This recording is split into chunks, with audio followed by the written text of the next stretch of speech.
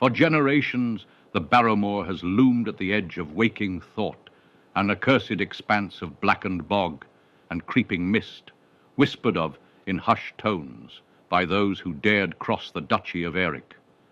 Beneath its fetid veil, wolves howl at unseen horrors, shadows slither through half-dead reeds, and the very earth exhales the stench of the grave.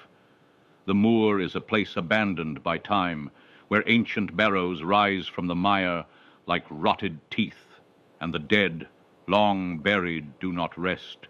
They say treasure lies among the tombs, rusted crowns, forgotten relics, heaps of gold, untouched by sun or sanity. But such riches are watched over by more than revenants. There are older things, darker things, that remember when gods still bled. Most who enter the Barrowmoor are never seen again. Others return, twisted, their eyes vacant, their minds frayed beyond repair, yet the tales persist, and with them comes the lure of glory, gold, and damnation.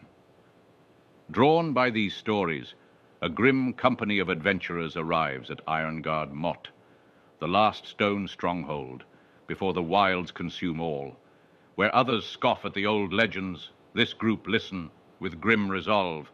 They have come seeking the Barrowmaze, a necropolis beneath the swamp, older than kings and cursed by the gods themselves. But even the damned need coin.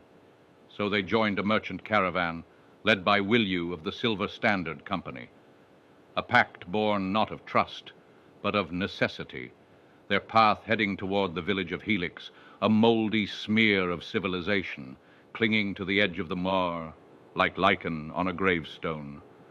On the second day of spring rise, beneath a sky swollen with rain, they set out.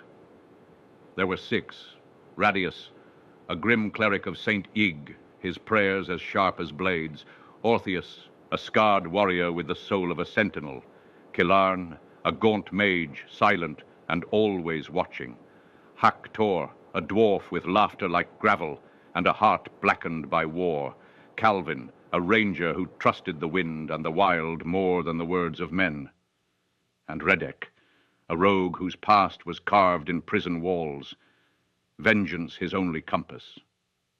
They trudged for half a day, boots lost in the sucking mud, the moor pressing close like a tightening noose. Then, without warning, a scream, ragged, wet, desperate. Over the rise came a warrior, bloodied and running for his life.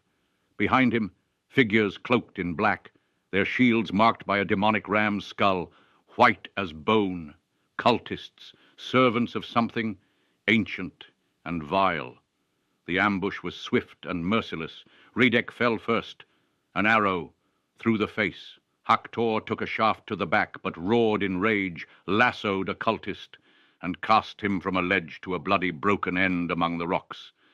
But the attackers were not here for blood, not theirs. They tore into the dying warrior, frantically searching him, and when they found what they sought, they vanished like smoke into the mire.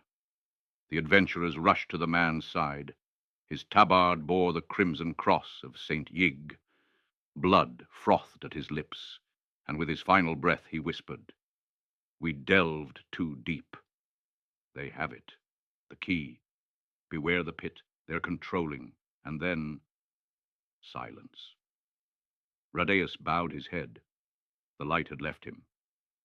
With grim resolve, the party convinced Williu to let them carry the dead warrior to Helix, a silent witness to whatever fate awaited them. As dusk bled across the sky, the rooftops of Helix clawed into view, twisted silhouettes like rotten teeth against the dying light. They had arrived. But at what cost? What truths lie buried beneath Helix's weathered timbers?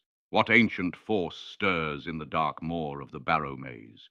And will this company, too, become another forgotten tale, told only in whispers, of gold, of glory, and of doom?